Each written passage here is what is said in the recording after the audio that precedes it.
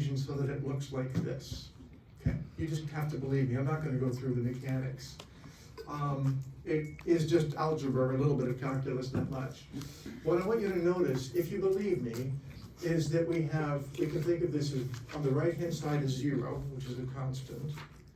This is a function only of the angle phi, derivatives and so forth, but only of phi, and this is a function only of theta.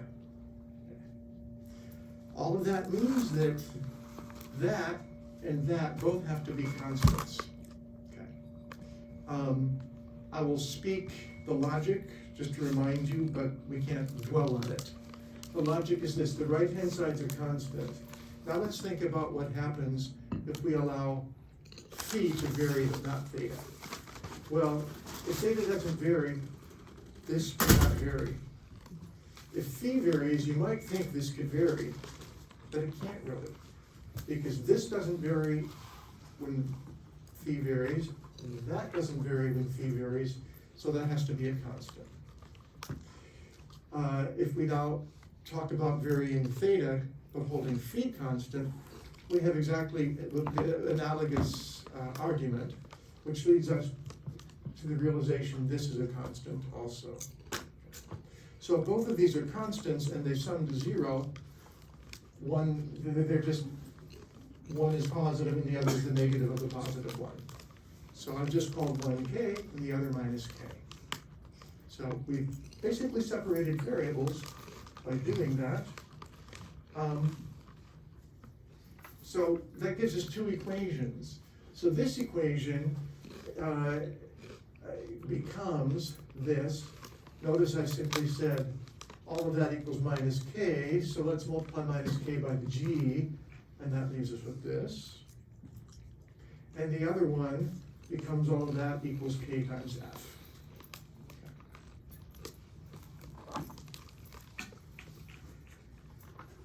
So one of these equations we've already solved. I'll remind you of that equation. And the other one is a famous equation. I'll just present the solutions. The one we've already solved is this one. This is equivalent to the particle on a ring. Okay. Why is that? First, we have to realize what the boundary conditions are. For the angle phi, the boundary conditions are phi can go from 0 to 2 pi. And then you start over. So they're really periodic boundary conditions.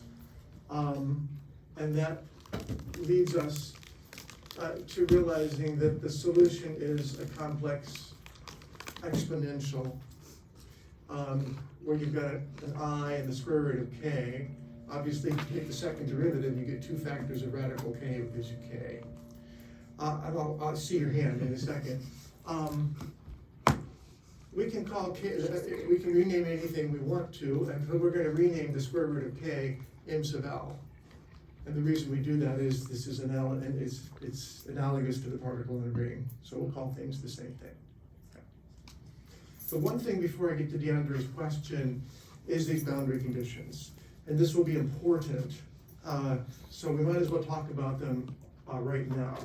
We have two angles, phi and theta. And the boundary conditions are such, have to be arranged so that if you let phi go over its complete range and theta go over its complete range, you've covered the entire surface of this field once. Okay. So let's think about this.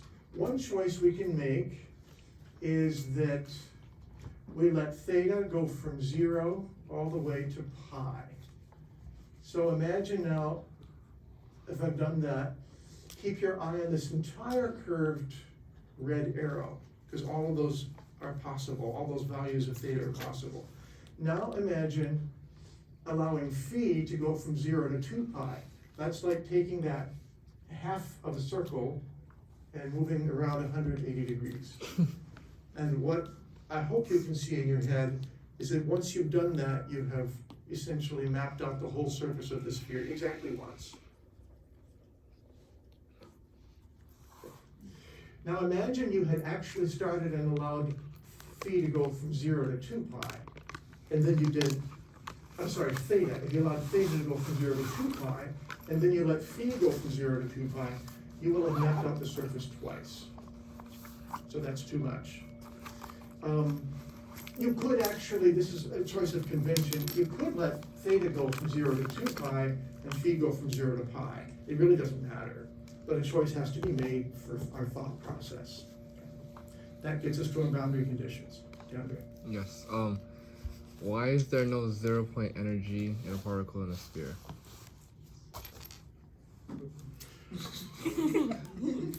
Well, it's a great question. We haven't really gotten there yet. There was no 0 point energy in the particle on a ring.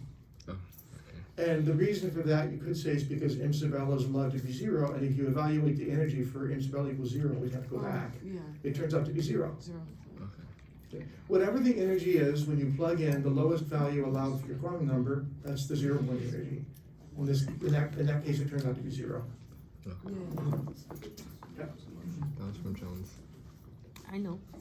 So, bottom line, without doing any work whatsoever, I showed that this is G, which, if you remember back to particle in a ring, that's exactly the same function. We haven't normalized it yet, but otherwise it's the same function.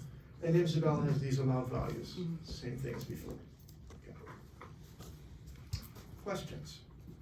Okay. Notice how we bootstrap our way along. And when we finish this, we're halfway to solving the hydrogen atom. So. Interesting. Now, what about the other one? I mean, it's grosser. I'll grant you that. It turns out that the theta function, or the theta operator acting on F, is this. Now, we had a K over here, but we've already determined that K can be written as m sub L squared. So I've just replaced K with m sub L squared. So remember, it turns out these two equations are related to each other. They're actually related to, because one's K, one's minus K. And of course, we know the boundary conditions on theta now. Before we were talking about phi, now we're talking about theta. This is 0 to pi. I'm just going to present the solutions. We're not going to go through how we got there. The solutions have a name, and I'm not going to show the solutions for another slide, but they have a name. They turn out to be polynomials, and they're called the associated Legendre polynomials. Okay. Remember, we've seen the Hermite polynomials. Now we're seeing the associated Legendre polynomials. When we get to the hydrogen atom, we're going to cite yet more polynomials. Anyway, we also have a new quantum number, L.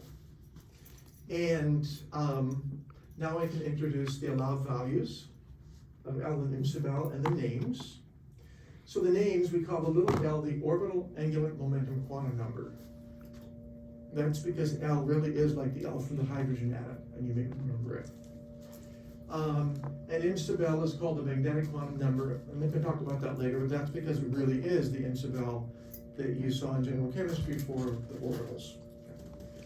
We already saw what m sub L can be, really any integer, positive or negative or 0. And L is any non-negative integer, 0 or 1 or 2 or 3. Now, there are a couple of interesting things. I guess just one I'm going to mention now. M sub L and L are related. So it turns out that the maximum value of m sub L that's allowed is L. And the minimum value of m sub L that's allowed is minus L. So once you determine an L, there's a limited number of m sub L's that can be. I think that's easier to see with a table. So if L is 1, m sub L can only be 0. So if L is 0, m sub L can only be 0. If L is 1, m sub L can be 0, plus 1 or minus 1. Or we just say 0 plus or minus 1. And here for 2, they're related. Okay. Because it gives reason to like the orbital space. Now, what about those associated Legendre polynomials? Oh. You don't need to study these, but I just want you to see what they are, and they're not so forbidding. So here's the F function, and remember the first quantum number is the L, and the second quantum number is the m sub L. So F00 turns out to be 1, not so hard. F10 turns out to be, so that's L is equal to 1, m sub L is equal to 0. There's this cosine theta. F1 plus 1 is sine theta, and F1 plus 1 is what you see. When L goes to 2, you've got these three possibilities. And now I've combined things a little bit. It turns out that for plus 1 and minus 1, the F value is the same thing. And for m sub L plus 2 or minus 2, F turns out to be the same thing. Yeah. What about minus 1 for ML? Oh, I think this got to be a typo, and this must be the minus 1. Okay. Thank you. So I've got to make a note.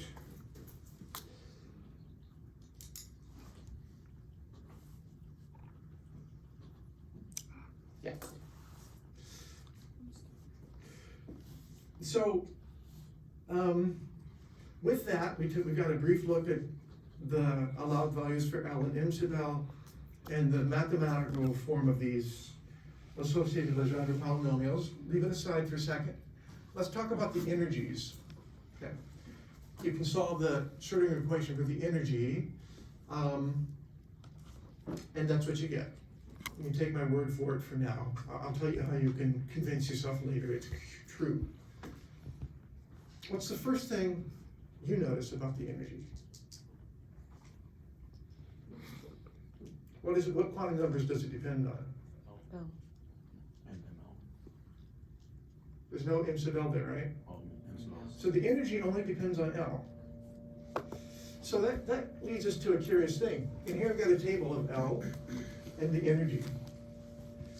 Well, notice that for a given L, all the values of m sub L lead to the same energy.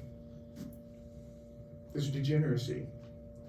So if L is equal to 2, if L is equal to 1, this is the energy in units of h bar squared over 2i, because that's the energy. It's 2h bar squared over 2i.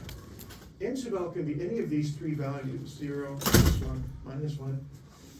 They all have the same energy, and so we have a degeneracy of 3. And if L is equal to 2, that's the energy. Here are the allowed values of m sub L, and there are 5 of them. So the degeneracy increases pretty quickly as you increase the value of L. The only non-degenerate state is for L equals 0. Then m sub L can only be 0. That's non-degenerate. Yeah. So are the Legendre formulas polynomials? Are those like individual formulas that describe like a specific momentum, like L? Like I'm trying to see how like it depends on L. So I think I'm going to put off the answer to your question until because we're going to visualize the functions, and then we will talk about how the angular momentum can be visualized. I think, so if by the end of today I don't answer your question, just raise it again. All right. Okay. So those are the energies. That's something you can memorize, but notice the pattern. Okay. Just make an advanced connection to the hydrogen atom. A p orbital has L equal 1, and you generally draw 3 p orbitals, right? Px, by, pz. That's because there are three degenerate orbitals, x, y, and z. And the essential reason is what you're looking at right here. So I want to now introduce some nomenclature, and then we'll visualize the wave function a little bit. So here's a wave function. You could just take the f function and the g function and multiply them, and that's what you do. These functions, which is just a product, have a special name. They're famous functions. They occur a lot. So they have a special name. They're called the spherical harmonics. Spherical harmonics. Now, if that seems funny, just think of acoustics. I think some of you know if you play an instrument and you pluck the guitar string, it'll have a low tone. It's the fundamental And then that's the lowest wavelength, which is twice the, and then the next wavelength up, well, it's on an octave higher, right? The harmonics. So there's a connection between these waveforms and auditory phenomena, right? So, and the waveforms are kind of interesting by where they go to zero. What are the nodes or what are the edges? So the spherical harmonics, it sounds like, you know, the motion of the spheres or something, but it's kind of like how many waveforms can fit onto the surface of a sphere. You can't really hear it anymore, but that's the connection. It's just poetic. Okay. So traditionally, though, physicists and chemists don't use psi for the spherical harmonics. We use the symbol Y with subscript L im sub L. And then this just is to remind you of that Y depends on theta and phi. Okay. So we need to think about the spherical harmonics. I'm going to show you a table, a scary table. These are the first several spherical harmonics. L, im sub L, and then the spherical harmonic. Now the first one is trivial, right? Y00 is just a constant, the square root of 1 over 4 pi. That's really just a normalization constant. L equals 0 is proportional to the cosine. Okay? So basically this is a normalization constant, and this is the associated Legendre polynomial. Then we have plus or minus 1 for im sub L, L being 1. And I had to tell you how to read this, but you have a normalization constant times an associated Legendre polynomial times the solution to the other equation, the g of phi, right, which is the complex exponential. And so on. The rest of it, it's all this products of the associated Legendre polynomials and a complex exponential with some normalization constant.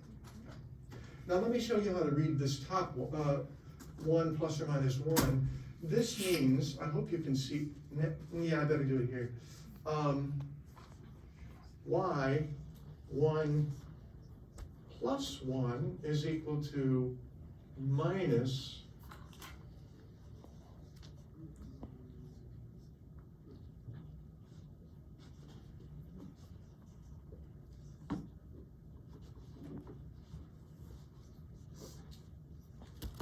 Is there anybody who cannot see this here? Wait, past the E? Sorry? Is there anything past E? No. Okay, never mind. Okay, and y1 minus 1. I thought he went behind the thing. Because the way he held it, I thought he did. Okay. In other words, no, this is a plus over a minus. The top choice here goes with the top choice here, which is minus, goes with the top choice here, which is plus. And the bottom choice here for minus 1 goes with the bottom choice here, which is plus, which is the bottom choice here, which is minus. Okay. That's how you read these. We can make the tables compact this way. Okay. Questions? How to read tables. Why am I telling you how to read tables? Okay. And then there are more. They just get to be more complicated.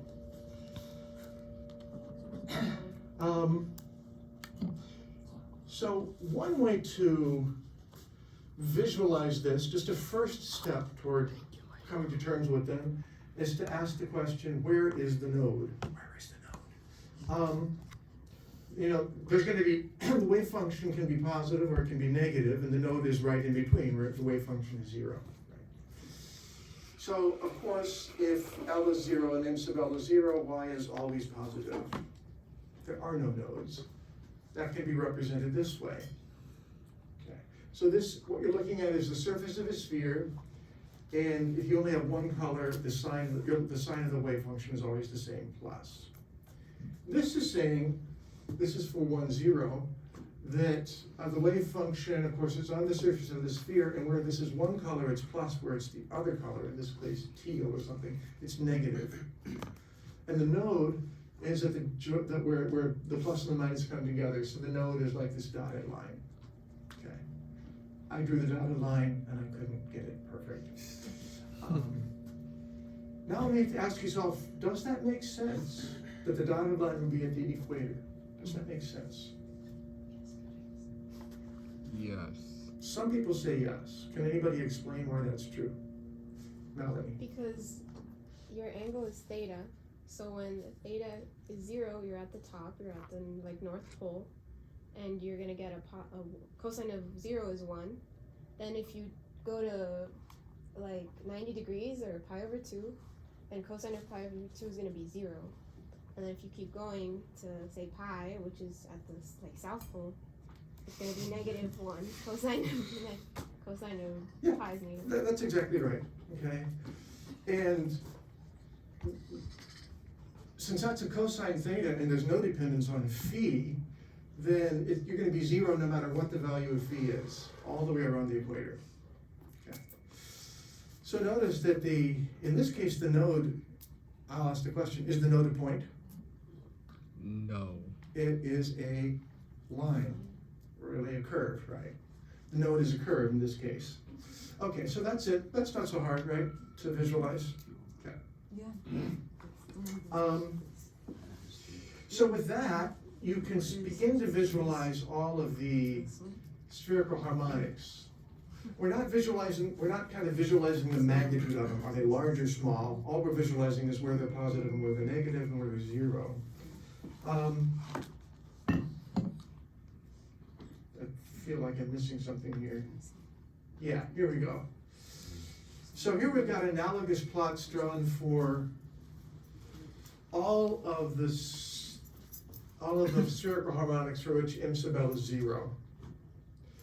Why did we choose the ones with m sub l equals 0? It's because if m sub l is not 0, then we have complex functions that are hard to visualize. That's all. We're just trying to keep it simple. One's baby steps, right? So here you just get different values. You get more nodes as L goes up. Okay. Let me take one more to make some sense of it, and let's take this one. L equals 2, m sub L equals 0. That is this function, right? 2, 0. Okay.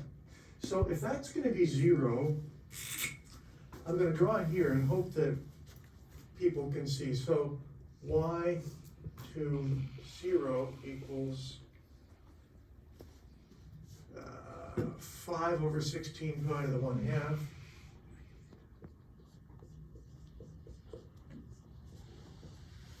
Times 3 cos squared minus 1, right? Okay, and we're saying at the node that's going to be 0. So the only way this can be 0 is if 3 cos squared minus 1 is 0.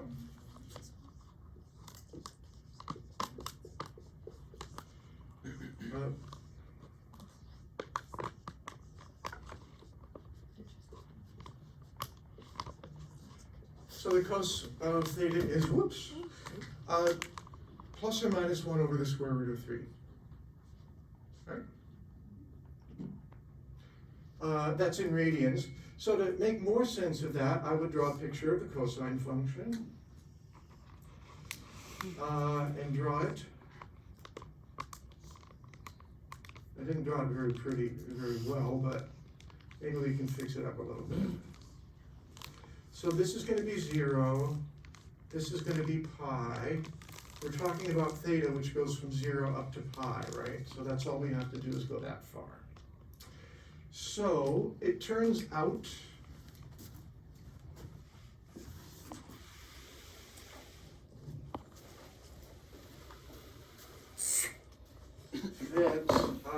that roughly is the square root of 1 over the square root of -3, and that is -1 over the square root of 3. Okay, and this turns out to be 0.95 radians, which is about 54 degrees, as I recall, and this then is about 125 degrees, not exact. Okay, that's how that happens. Notice we start off positive, And notice that we begin with the function positive up here. We encounter a node at 54 degrees. We're down this far. So as we go beyond that angle, we're going to now go negative. We're going negative, by the way, because as soon as cosine theta gets small enough, then 3 cos squared theta becomes less than 1, and we get a negative number. So it goes from positive, negative, stays negative, and eventually goes positive again. 2 nodes, and each node is a circle. Okay? So the rest of them, same idea, you can figure out the values. Yeah? Is the area under the negative like larger than the one that's positive, or is it the same when you have the number? It looks like it to me. I mean, you could do some calculus and figure it out, but I don't know for sure, but it probably is. So one thing you should be able to do is find the nodes from the formulas, and then you begin to come to terms with the things. We already talked about the limits of theta and phi, so I don't need to dwell here. The next thing I want to show you is how to do things like normalize y, or really show that y is normalized, or find the probability that you're going to find the particle in some region of the surface of the sphere. That's the Born interpretation. So to do that, we're going to have to integrate in with two angular variables, theta and phi. So I want to show you, I'm just going to give you a simple example, how that works, okay. To do that, though, I'm going to begin even more complicated. Let me get the whole slide up. Part of what you see here you won't need till we get to the hydrogen atom, but it's all shown because you'll see. Suppose we want to integrate in 3 dimensions using spherical polar coordinates. When you integrate, you're basically saying, okay, my function is a certain value within a tiny, tiny region. And now I tessellate space with these little tiny regions. Tessellate means I just cover all of space with them, right? If you're on a line, that little region of space is just a point, essentially, infinitely small region. If you're on a plane, then that small space is a square, an infinitely small square. And if you're at the surface of a sphere, it's not exactly a square. If you're in space, it could be a cube if you're in Cartesian coordinates. But if you're in spherical polar coordinates, it's that. You can imagine taking those and now entirely filling space with those little things. Now, I'm not going to prove this to you, but the volume of that thing can be given by the product of r d theta, dr, and r sine theta d phi. Okay. And so when you tessellate space, you're going to have to integrate over r theta and phi. We're not going to do that now. This is only true, these formulas are only true when you're infinitesimally large, but then you virtually have an orthorhombus. Right now, we don't need anything quite so complicated, because we don't need the dr part, because remember, r is fixed, but we need the rest. So d tau is what we call our little element of space. Up here it's 3-dimensional, down here it's 2-dimensional, and it's the product of these two things. So this then is our little region of space. Okay. For our purpose of our area of the surface of the sphere that we're going to tessellate. We're going to keep it simple. We'll define r as 1, just because r is not varying. That's our region of space. Notice, d tau is sine theta, d theta, d phi. With that, let me show you how I can prove to you that y00 is equal to 1 over 4 pi, the square root of that. Okay, I'll just prove that to you. So, I think maybe it's best to go to the doc cam.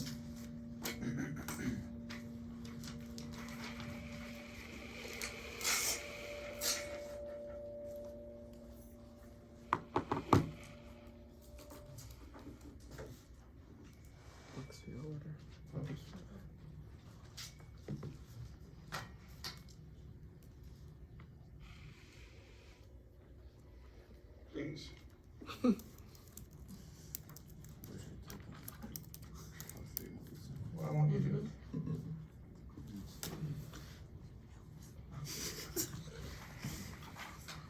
You just have to know how to ask it. Just work out. So, what I'm gonna say is that y L M sub L, but we're talking about y0, 0. I know it's a constant, so I'm gonna call that constant n, right? That's the normalization constant. So what I need to do, I want to figure out what n is. Well, remember, to normalize, we say that y is equal to psi star psi d. I'm not going to say dx, because we're in 2 dimensions and they're polar coordinate conventions. So it's d tau, right? Now I can replace the psi with y because they mean the same thing, right? So that's y 0 0 star y 0 0. Now for d tau, I have to put sine theta, d theta, d phi. All of that is my d tau. So you have to know where to look up d tau for the polar surface of a sphere, or you remember it. Okay. Now I said that each of these things for y is just n, right? So this is really n squared because y is real, and so the normalization constant will be real. So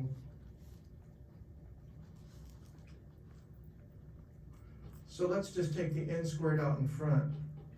Now I wrote this integral sign as one integral, but we're really integrating over theta and phi. So this is really 2 integrals. This will be the 1 over, doesn't really matter, I'll make it the 1 over phi. And the limits on phi are 0 to 2 pi. And I'll make the inner one theta 0 to pi. Sine theta, d theta, d phi. Now theta and phi are independent, so I can treat this as one integral, and as far as that goes, I could take the d theta, d phi part and just move it over to here. But let's concentrate on this. What's the integral of sine theta? Minus cosine, right? So this is going to be minus cos theta evaluated from 0 to pi, which is negative of, cos of pi is negative 1, cos of 0 is 1, so this becomes altogether 2. Okay.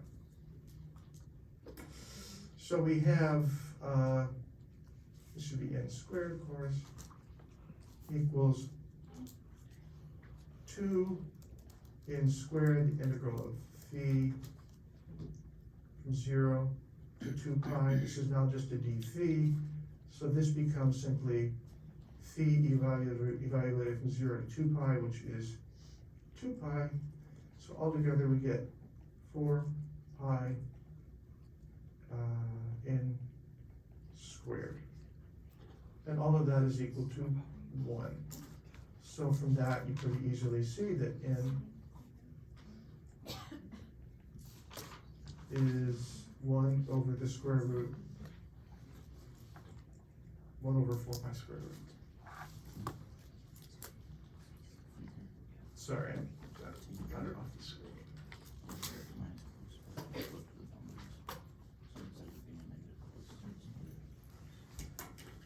Any questions on that?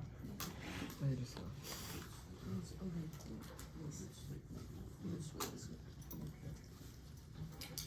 So this is an important skill.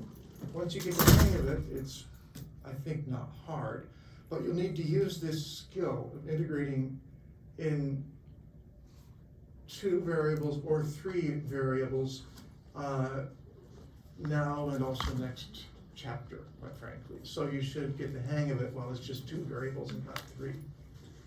Just notice that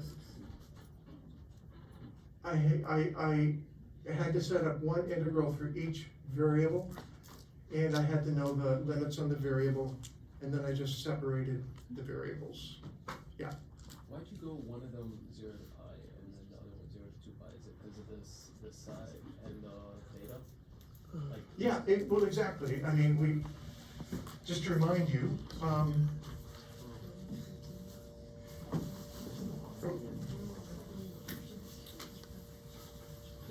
we talked about this at the beginning of class. Theta we allow to go from 0 to pi, and phi we allow to go from 0 to 2 pi, and then we covered plus.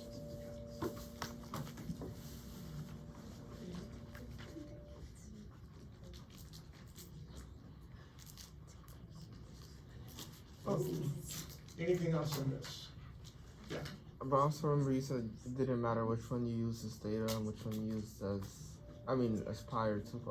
Yeah, which one you use as theta and which you use as. So as a factoid, it doesn't matter which you let go from 0 to pi and which you let go from 0 to 2 pi. But just stick with the convention so we're all on the same page. Okay. It's phi that goes to 2 pi and theta that goes to pi. Okay. Take that as a factoid. Okay. So, let me just see.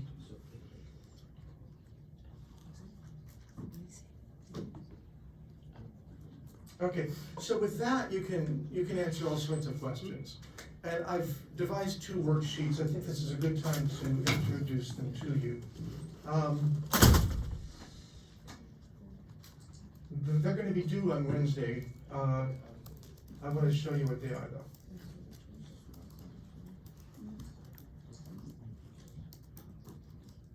Do I dare do this? Yeah.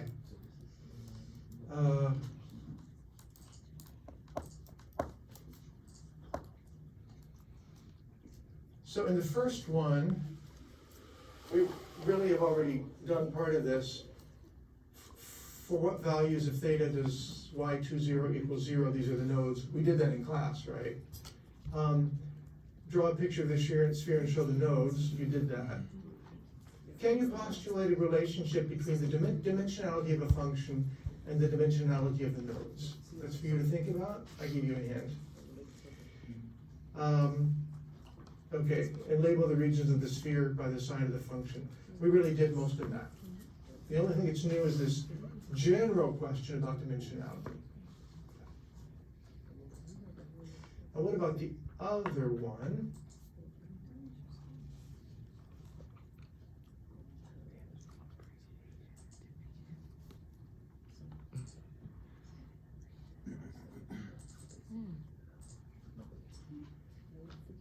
Okay, this is about the integrating. First, consider the spherical harmonic blah blah blah for this particle. This is the y00. It's kind of trivial. Determine the probability of finding the particle in the region. Theta is 0 to pi over 4, and phi is 0 to pi over 2. This is a born interpretation question.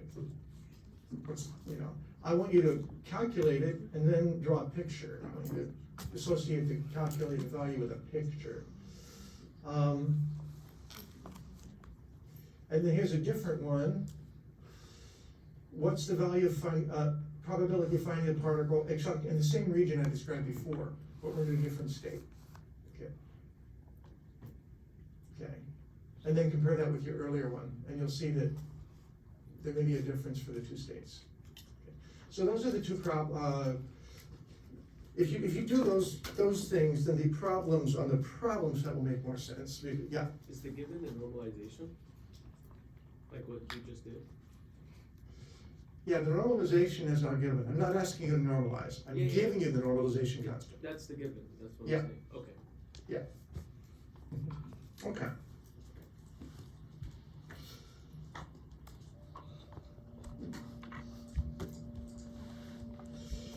All of that was actually in the slides for last time. I'm just ambitious and put a lot in.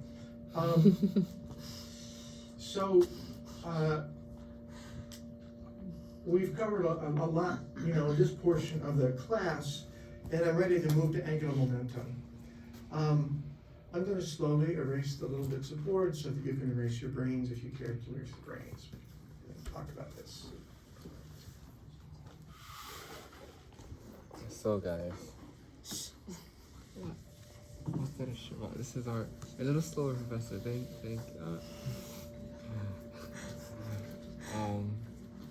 How's everyone? Why? ¿Por qué? Okay, why is this not working?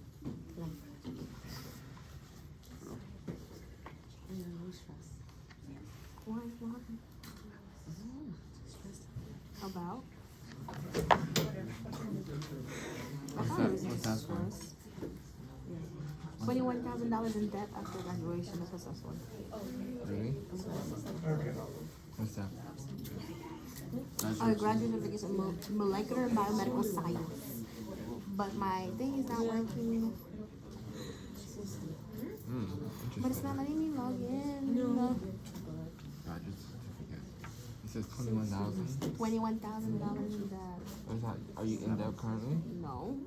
That will put you in debt? Yes. And why are you doing it? Because it's good for medical school. That shit won't let me Log in? yeah. Maybe it's like you need to die. Well, that's amazing. For what? Down. Oh, it's like, how's it organic? Since I don't have to take it. It's professors. Very scattered, I heard. Yeah.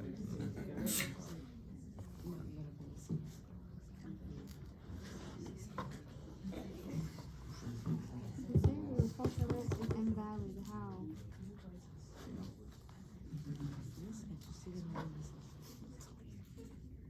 Yes, I'm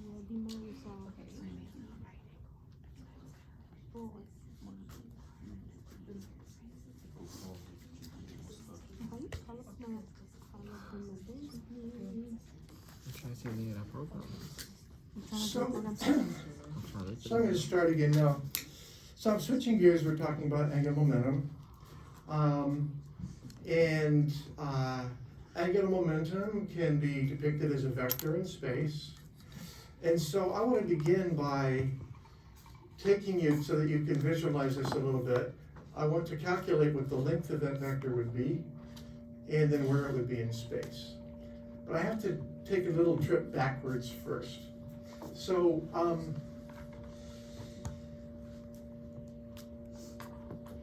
want to talk about two operators. One is the Hamiltonian, we know what the Hamiltonian is, and the other is L squared, the operator. Now, L is the operator for angular momentum, so L squared is the square of that operator. Okay. Trust me, it's going to be important. Okay. So,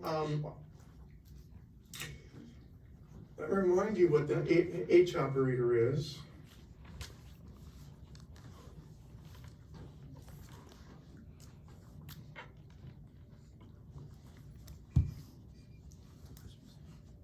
It's that. This is the Laplacian thing. Now, for our particular problem, R is fixed. So this becomes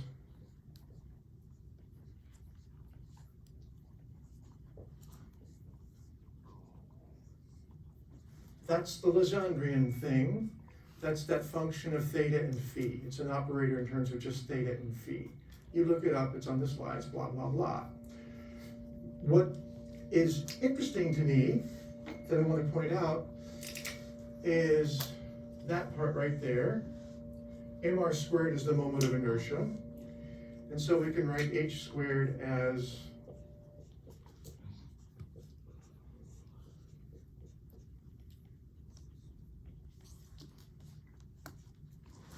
okay, that's that. So what? I want to think about L squared. Now to think about L squared, I really first need to go back to classical mechanics, classical physics. So in classical physics,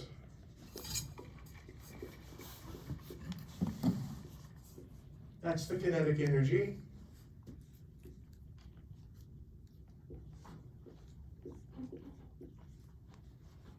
Right, we know that from classical physics. The connection with our problem, by the way, is the Hamiltonian, which is the total energy operator. Potential energy is 0. So the total energy is all kinetic. Okay. So in terms of operators, the operator for total energy is that, because all we have is kinetic in this case, so it's, okay, getting a little, that's a little confusing, because let's leave that aside for a second. No, that's fine, I guess.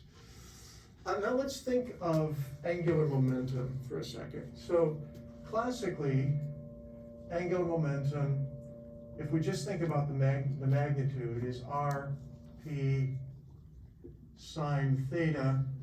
We drew a picture before of r and p, and we said theta is equal to pi over 2, so sine theta is 1. So this becomes just rp. This is for our problem of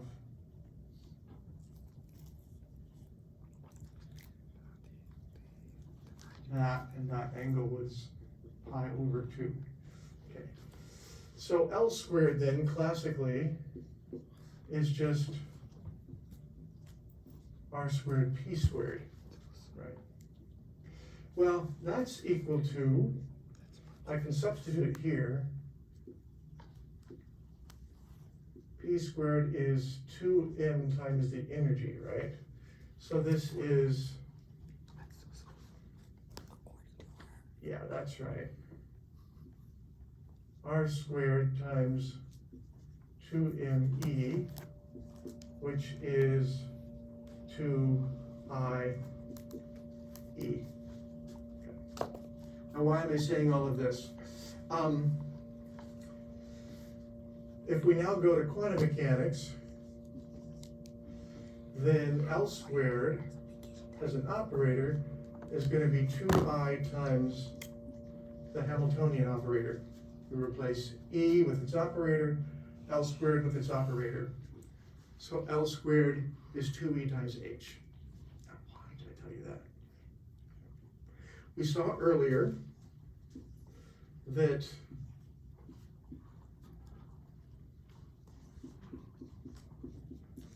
h psi equals e psi, of course.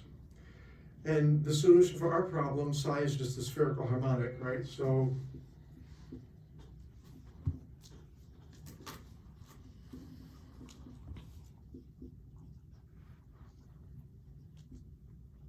okay. So I substituted y for the wave function. E, we know, only depends on L. That's why I only put the L there. Okay. If that's true, then L squared is just, then I should say,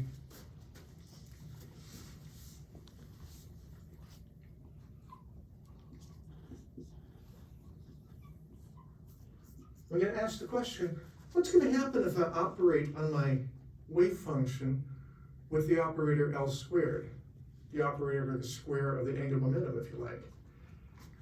Well, notice that's just going to be 2i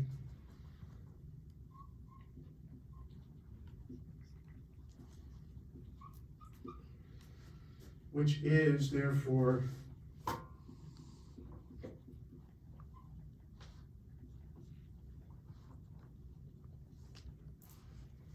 okay. Now we have eigenvalues. The eigenvalue for the Hamiltonian, of course, was the energy. The eigenvalue for L squared is 2i times the energy. So consequently,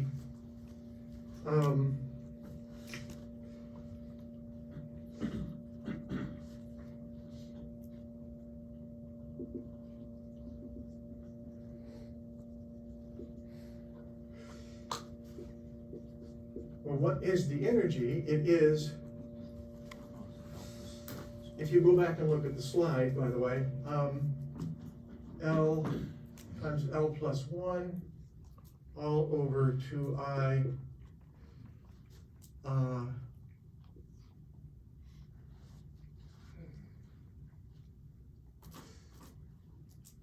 times h bar squared over 2. H bar squared over 2i. Well, this is the way we put it. L, we just put the L times L plus 1 here, and then the H bar squared over 2I there. Right. So apparently the eigenvalues of L are simply L times L plus 1 H bar squared. Okay. That's then the eigenvalue for the square of the angular momentum. So let's ask another question then. What is the magnitude of the angular momentum?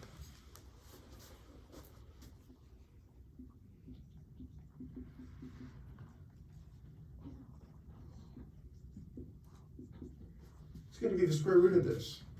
This is the magnitude of L squared. So the angular momentum is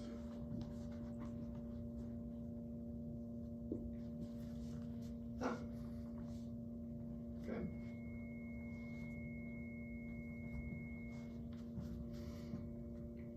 Let's ask another question. What's the magnitude of the z component of the angular momentum? Well, we have an operator for the z component of the angular momentum. It's h bar over I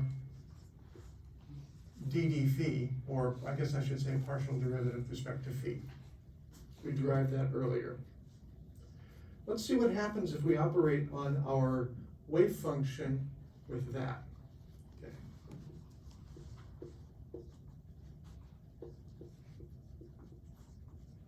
That's the wave function, right? And the wave function, remind you, depends on theta and phi. I'm going to rewrite this now. Remember, our spherical harmonic itself is the product of a function of theta and a function of phi. I've got to go back to that now. Lz only depends on phi. So I can rewrite this as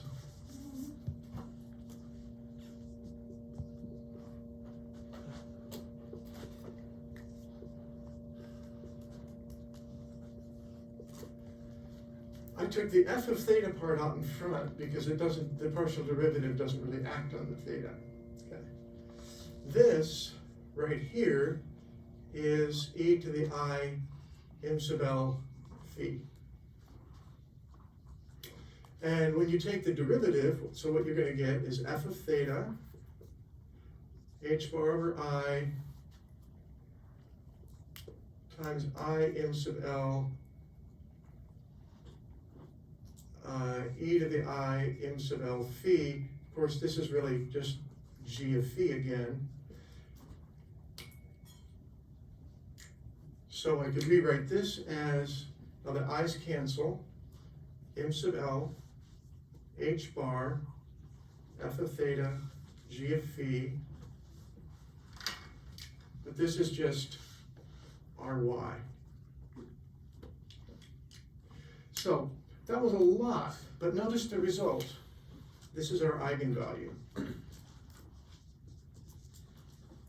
The eigenvalue of the z component of the angular momentum is m sub L h bar.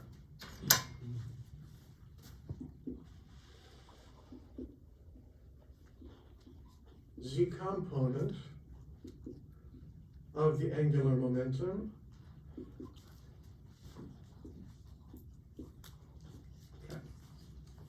check the time.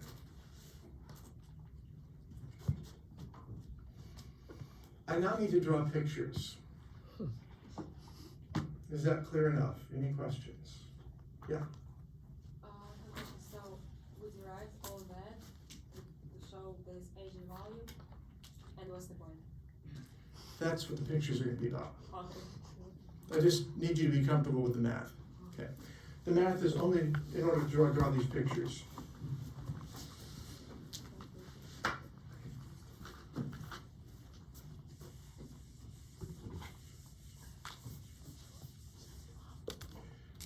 So let's make a table. Okay, L, m sub L. So if L is 0,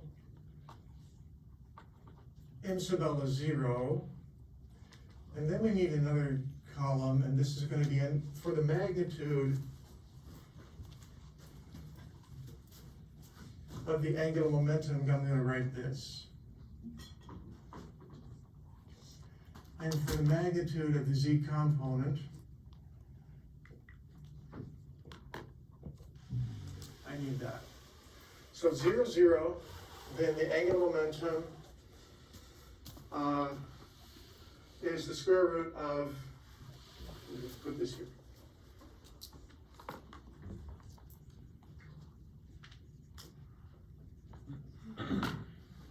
This is 0 and this is 0, right? Okay. What if L is 1 and M sub L is plus 1? The angular momentum is the square root of 1 times 2.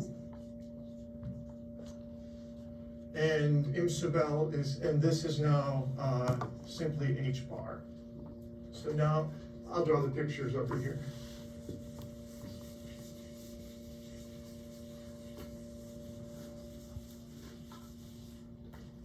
So I'm going to begin with this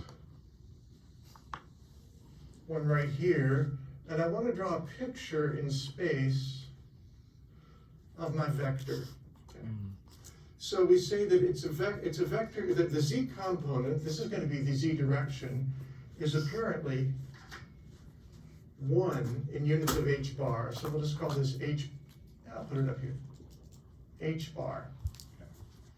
And the length of the vector is the square root of 2. So I'm going to have an angle, I'm going to have a vector like this. The length of the vector is the square root of 2h bar. The z component is h bar. And you can figure out the angle actually. So if this is theta, then you can say that the sine of theta is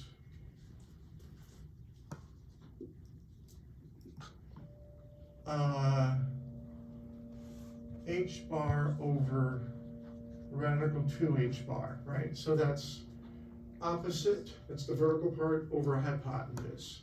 So that's the sine. The h bars cancel, you get 1 over the square root of 2. So I've now got a picture of my L vector, my angular momentum vector, thinking classically, right? Angular momentum's a vector, and it's pointing in space, kind of up like this, and you can figure out the angle, that's not hard. Now, if L is equal to 1, and M sub L is equal to 0, the magnitude of the angular momentum is this, but the z component is now 0. How do I draw that? The length is the same, but the z component is 0. Okay. So this was for, let me use another color here, y0, 0. No, y1, 0. This is for y1, 0. This is for what? This is y1, 1. This is y1, 0. Also, And if the component, if we look at 1 minus 1,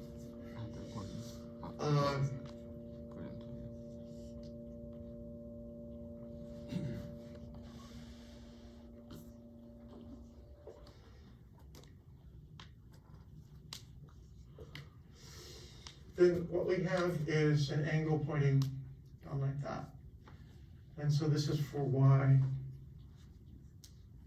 1 minus 1. Those angles should be the same. I just didn't draw them on.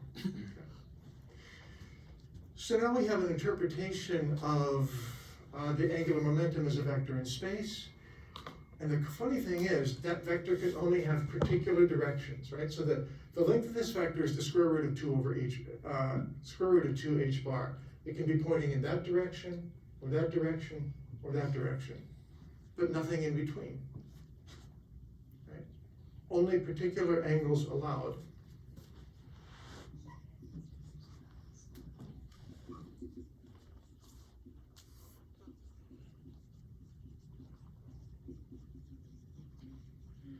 So when scientists first figured this out, this looked kind of weird. Why is it the angular momentum? It's like you had a gyroscope that can only have, particular angles. This one, or this one, or this one. And so a term was devised to apply to this. It's called space quantization. Only particular values allowed. Sounds like space.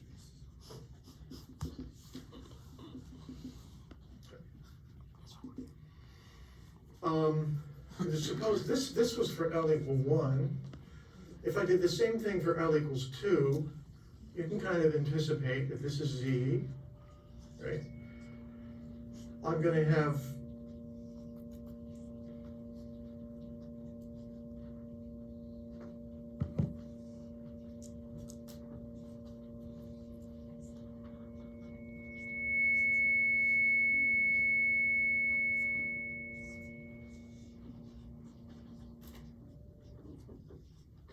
those 5 different possibilities. See how we write tonight? 109.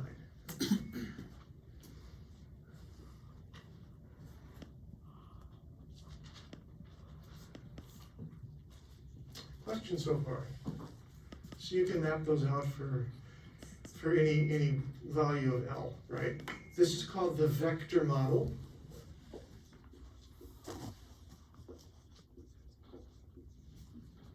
Of the angular momentum. Okay. There's a problem with the vector model. The problem is from Mr. Heisenberg. And I can begin to tell you about this problem. I'm not sure I can quite finish it. It's the last topic of the module, quite frankly. Let me tell you what I need to tell you, or show you. There's a problem with this model, and the problem comes down to the following fact. The Hamiltonian and the L squared operator share the same set of eigenvalues. Okay. I'm sorry, the same set of eigenfunctions. I can prove that to you pretty readily.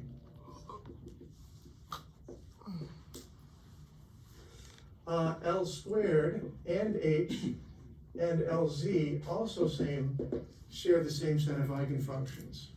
Because these things are true,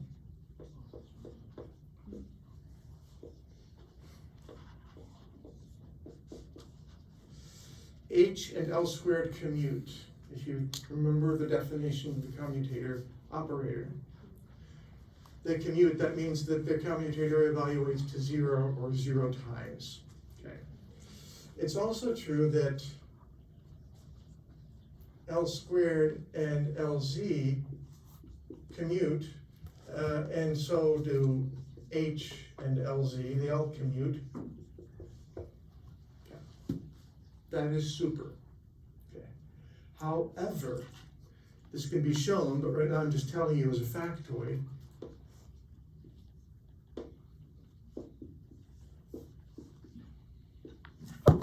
What about the x component and the z component of the angular momentum? It turns out they don't commute. This is not equal to 0. I'll prove that to you maybe next time. Let me show you the consequence this time. If these do not equal 0, then we cannot specify both exactly at the same time. Heisenberg. These operators don't commute. We cannot specify their eigenvalues exactly. We can't specify the two properties exactly at the same time. Now, if this is the zx plane, then I'm drawing these arrows in the plane implicitly. I'm specifying the z component and the x component at the same time, right? The z component is this, the x component is that. I can't do that. Specifying more than is allowed. Mr. Heisenberg would turn over in his grave. Terrible. So we fix this up by fixing the picture. And you say, you know what? I don't really know this arrow lies in the plane. All I know is that the arrow has that angle with regard to the vertical axis, but it could lie anywhere within a cone whose angle is this. So it's like saying, I know the z component, but I don't know the x component. I just know the vector lies in that cone somewhere. And so we have what's called the cone model of angular momentum. And I'll try to draw it. I think I've got pictures. And why put you through all of that, you know?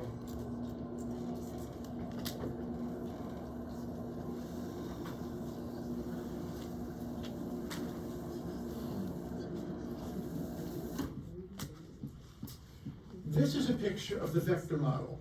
It's been made fancy by sort of reminding you that we're talking about rotation like this, so the angular momentum's like that. But it's the vector model. The cone model is based on this fact, which I just told you, and this is what we've got.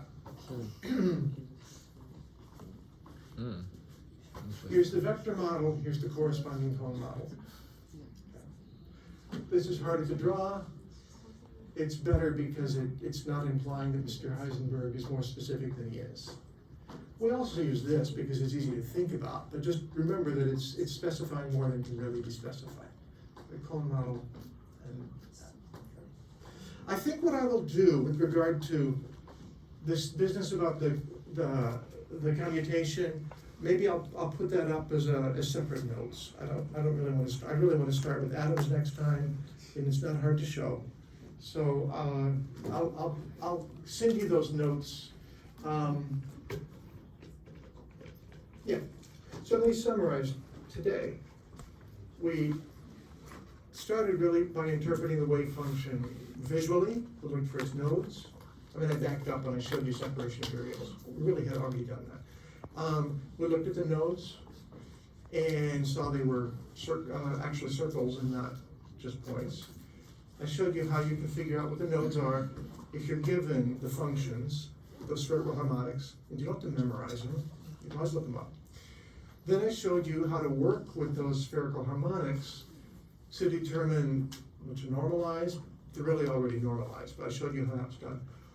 Or how to interpret them, like if you need to know, you want to know the probability for finding a particle in the region of space of that surface of a sphere. Worksheets are about that. So get used to doing these integrals in these two angular dimensions. That's going to be important. We did that. And then the last thing I showed you was that from the L squared operator, I constructed it, we can determine ultimately the magnitude of the angular momentum. And from the LZ operator, we can determine the magnitude of the Z component of the angular momentum. And you can say, so what? Why do I care? Well, then we can construct these visual representations of the angular momentum, which ultimately, why is it important for us? It's mainly going to have to do with the top orbitals. But get used to this and understand why Mr. Heisenberg's happy you're at this on the right-hand side. So that's it. I'll see you on Wednesday, and we will start atoms.